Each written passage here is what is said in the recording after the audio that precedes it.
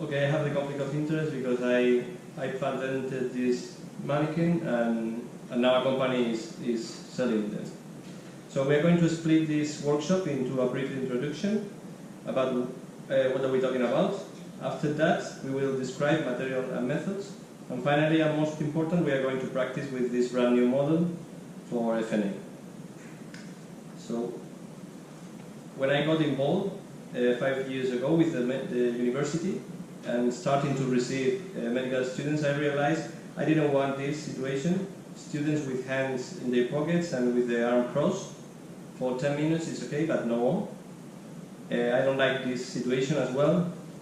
Having this table like a barrier between the teacher and the students. So I don't want to perceive boring during practical classes of pathology at my institution. So this is passive learning and it's completely different to active learning. So this methodology helps you to get involved into this kind of methodology. If we watch at the classic Miller's pyramid and the assessment of clinical competencies, the theory, okay, the knowledge is okay, but you need more.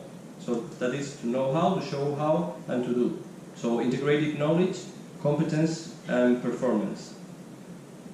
So Hallstedian model of C1, do one, teach one, is now replaced by other like this. C1, simulate many, do one competently, and teach everyone. So here we have different stages of improvement in simulation-based education, self-confidence, skills both in simulation settings and in clinical, and finally improvement in patient outcomes. So almost every specialty has simulation integrated in the programs. Suture, cardiorespiratory resuscitation, lumbar puncture, intensive care models, obstetrics, and gastroenterologies, among others. But what about pathology? Why doesn't pathologists have one? So in 2016 I attended AMI. It's an interesting conference with more than 3,000 attendees. This year is in Basel. I'm going to attend as well because it's quite interesting to know, to see so many educators, medical educators in the same place.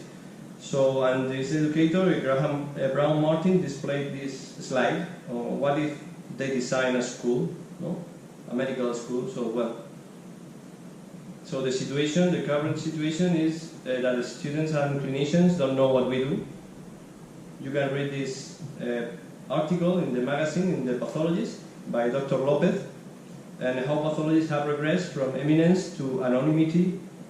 And yeah, we are always complaining about this situation, but nothing changes. And second, patient safety may be compromised if we don't teach our procedures properly to the students and to the residents. People use fruit or vegetables, or what is even worse, first time on a patient. And no, I think never the first time should be in a patient, but it's a real situation. So I decided to implement workshops in gross dissection at my hospital with handmade surgical models for students to understand what happens with a tumor when it is resected by a surgeon. So I create different clinical scenarios and they have to manage the tissue samples and after that to correlate with the histologic diagnosis. But let's focus on FioNA Aspiration, another workshop they perform at my institution.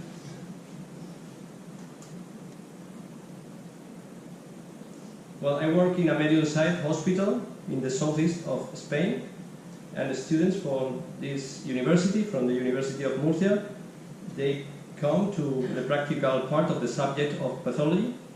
Furthermore, students from the IFMSA also come during summer.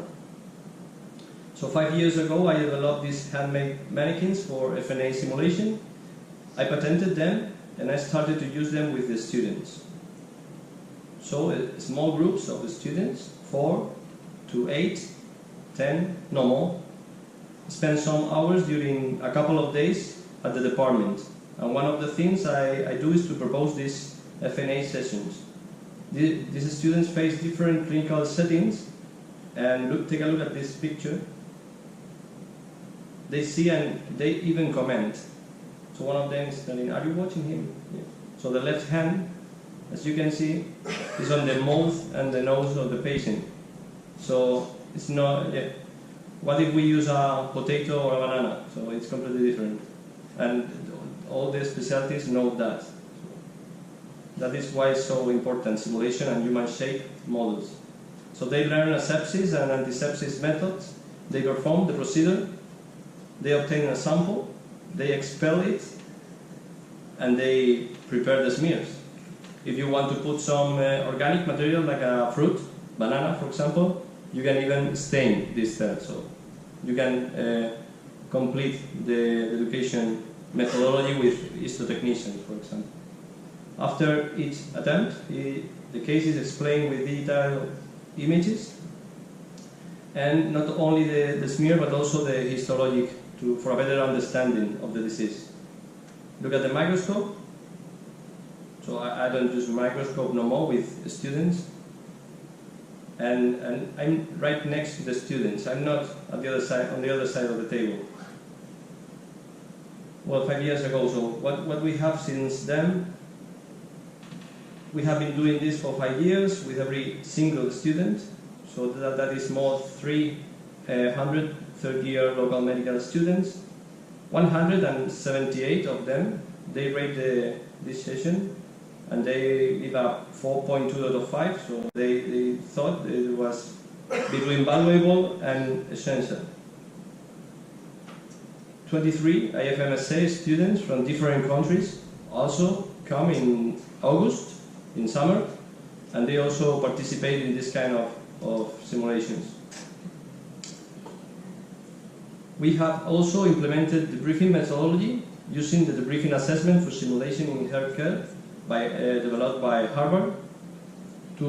We have proposed an OSAT, an objective structure assessment of the technical skill. You can find both forms in the folder that we have provided to you. So the DASH form by Harvard, you have a Likert-like scale from 1 to 7, and you have the instructor and the student version. I like the student version because it's like a feedback, and you know if you are doing the simulation in a proper way.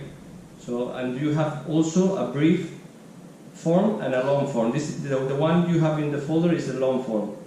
It's very good if you follow all these steps before implement any kind of simulation at the institution. Not only this, but also whatever. So it's how the stage is setting and maintained, how the debriefing is structured and developed.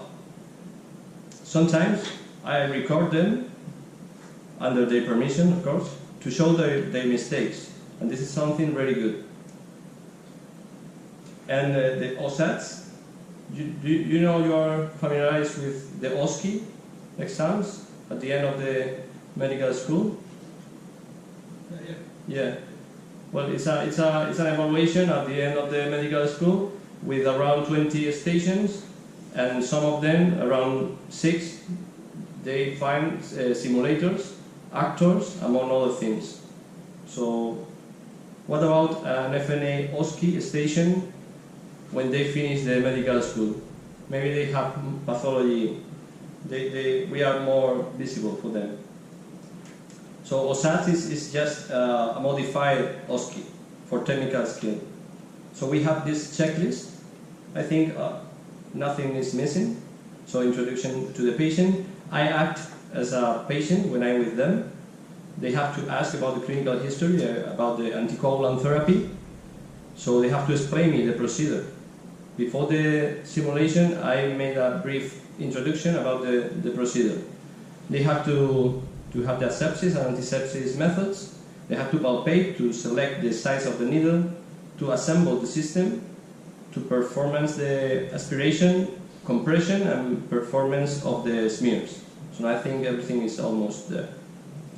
So this book is really good. If you decide to implement this kind of simulation and even to propose to the university to create this as a station.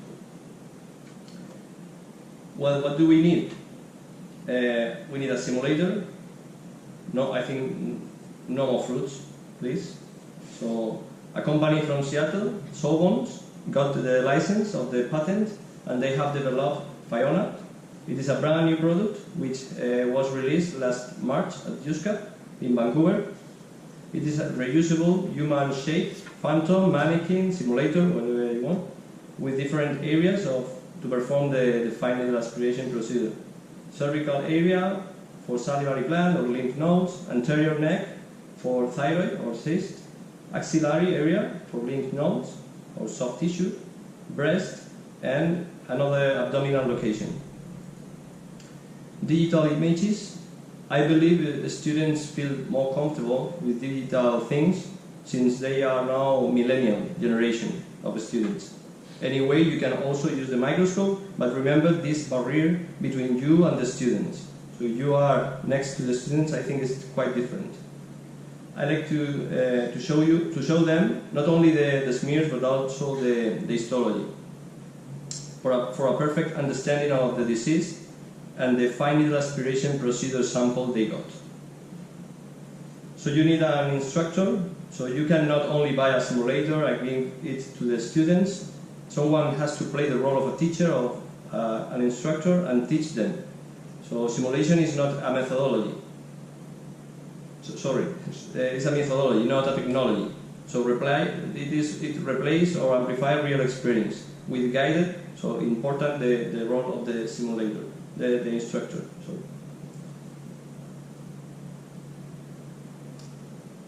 So look at me, the microscope is again covered.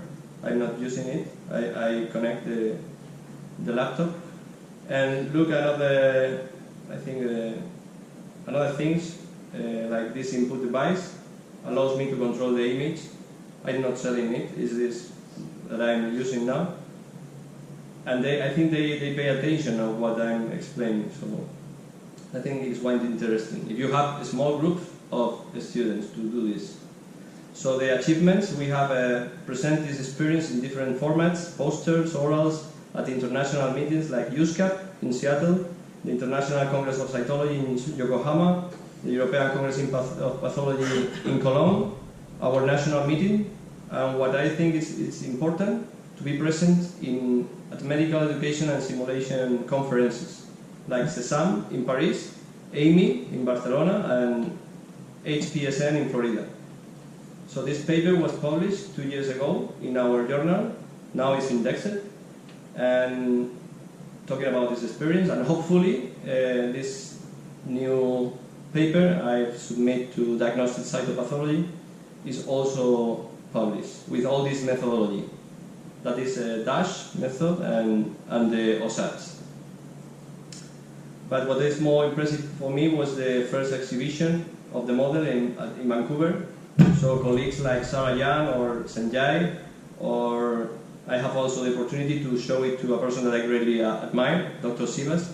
So this is the introduction, and now we are going to practice directly on the model. This is an interactive session.